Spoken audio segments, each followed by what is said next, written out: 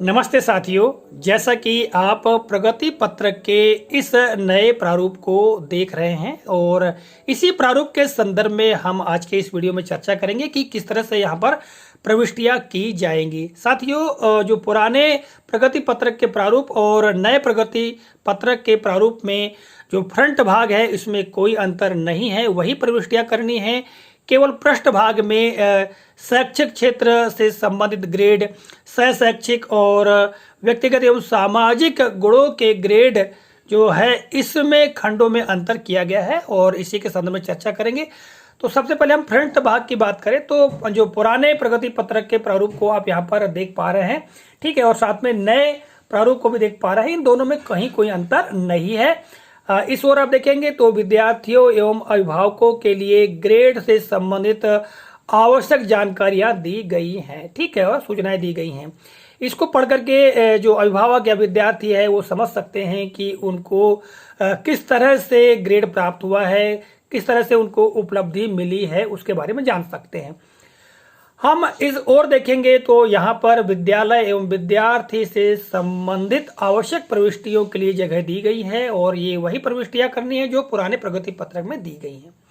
आइए हम बात करते हैं पृष्ठ भाग में जो शैक्षिक क्षेत्रों का मूल्यांकन, सह शैक्षिक क्षेत्रों का मूल्यांकन और व्यक्तिगत एवं सामाजिक गुणों के मूल्यांकन का जो ग्रेड भरना है, यहाँ पर वे ही खंड बनाए हैं जो सत्र 2021-22 के लिए अनिवार्य आवश्यक है। जैसा कि आपको ज्ञात है, सत्र 2021-22 में जो मूल्यांकन है विद्यार्थियों का हिंदी, अंग्रेजी, गणित, पर्यावरण या माध्यमिक की बात करें तो हिंदी, गणित, अंग्रेजी, विज्ञान, संस्कृत, सामाजिक विज्ञान, ठीक है, तो इन विषयों से संबंधित जो मूल्यांकन हुआ है उसमें लिखित हुआ है और साथ में प्रोजेक्ट वर्क हुआ है।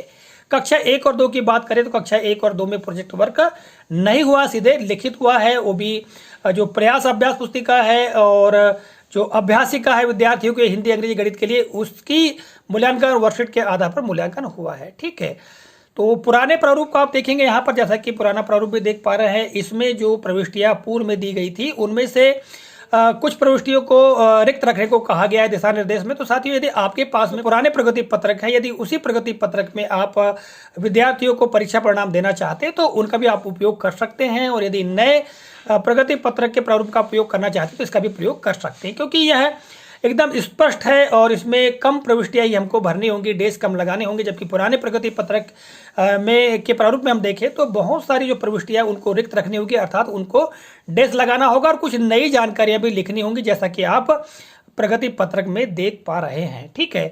तो आइए अब हम बात करते हैं इस नवीन प्रारूप के बारे में। तो सबसे पहले हम बात करें यहाँ पर शैक्षिक क्षेत्रों के मूल्यांकन अर्थात ग्रेड भरने की। तो यहाँ पर आप देखिएगा अर्धवार्षिक मूल्यांकन के ग्रेड और यहाँ वार्षिक मूल्यांकन ग्रेड के खंड दिए गए हैं। और यहाँ पर विषय देखिएगा, क्योंकि यह जो प्रगति पत्रक है यह प्राथमिक के लिए है, माध्यमिक के लिए होंगे तो यहाँ विषय बढ़ जाएंगे, ठीक है। तो यहाँ पर प्रथम भाषा हिंदी, द्वितीय भाषा अंग्रेजी, गणित, पर्यावरण अध्ययन और अतिरिक्त भाषा। तो अतिरिक्त भाषा तो शायद हमारे विद्यार्थी नहीं लेते हैं, तो यहाँ पर सब डेस आ जाएगा, ठीक है। अर्धवार्षिक मूल्यांकन के ग्रेड अर्थात प्रतिभा पर्व का जो मूल्यांकन हुआ था उस मूल्यांकन में विद्यार्थियों को प्रोजेक्ट वर्क और लिखित के रूप में उनका मूल्यांकन किया गया था। तो प्रोजेक्ट वर्क जो कि 20 अंक का हुआ था, जैसा कि आप यहाँ पर देख पा रहे हैं, प्रोजेक्ट कार्य मूल्यांकन 20 अंक के आधार पर प्राप्त ग्रेड। यहाँ पर केवल ग्रेड देना है साथियों, यहाँ पर अंक हमको बिल्कुल नहीं भरना है।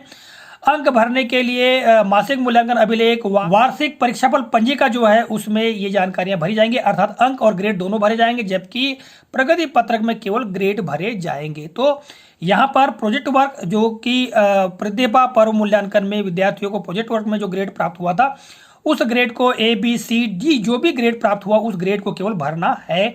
और यहाँ पर लिखित परीक्षा जो हुई थी, ठीक है, प्रतिभा पर्व मूल्यांकन में, तो उसके ग्रेड भर देना है। और इन दो, जैसे कि मासिक मूल्यांकन पंजिका है, मासिक मूल्यांकन पंजिका में दोनों के अंकों को जोड़ करके अर्थात प्रोजेक्ट वर्क और लिखित के अंकों को जोड़ करके जो प्राप्तांक विद्यार्थियों को मिले हैं तो उस आधार पर ग्रेड तैयार करके जो सकल ग्रेड इन दोनों को का जो सकल ग्रेड है उसको यहाँ पर देना है, ठीक है।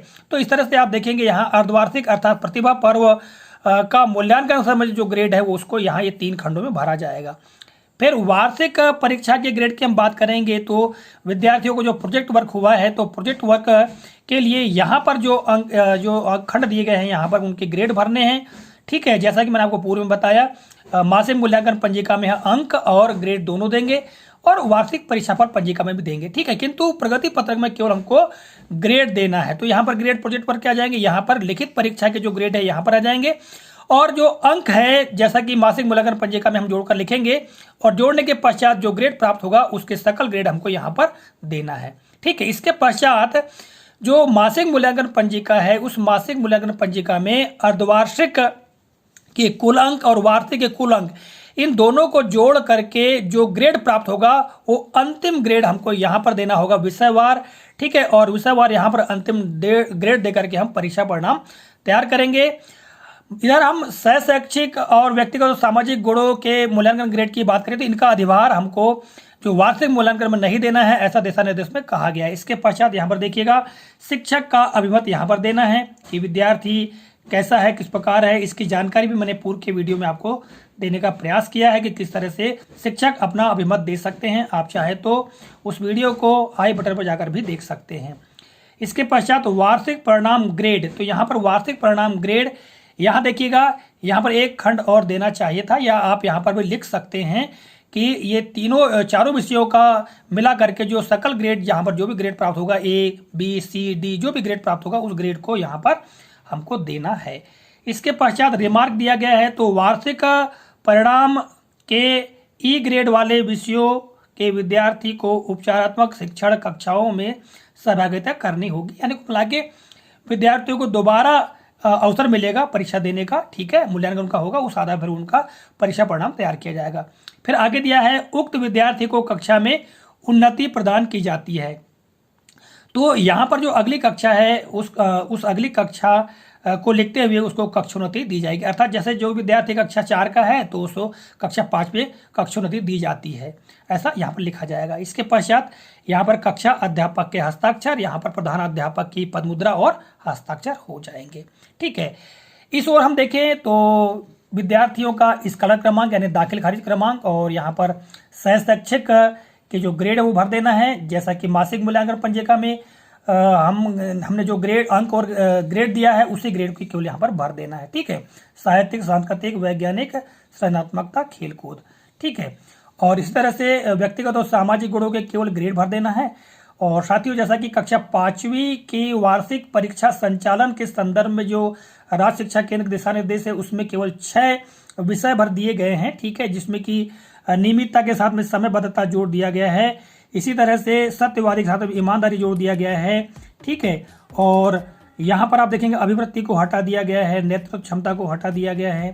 तो कुल मिला के 6 विषयों से संबंधित ग्रेड हम दे सकते हैं या हम चाहें तो कक्षा 1 से 4 तक के विद्यार्थियों को सभी विषयों में ग्रेड प्रदान कर सकते हैं। ठीक है, इसमें कहीं कोई बंधन की बात नहीं है। तो साथियों इस नए प्रगति पत्रक में किस तरह से जानकारियों को प्रविष्ट करना है इसके बारे में बताने का प्रयास किया है। आशा करता हूँ जानकारी उपयोगी लगी होगी। मिलेंगे अगले कालखंड में किसी नए प्रकरण, नई जानकारी को लेकर। तब तक के लिए जय हिंद।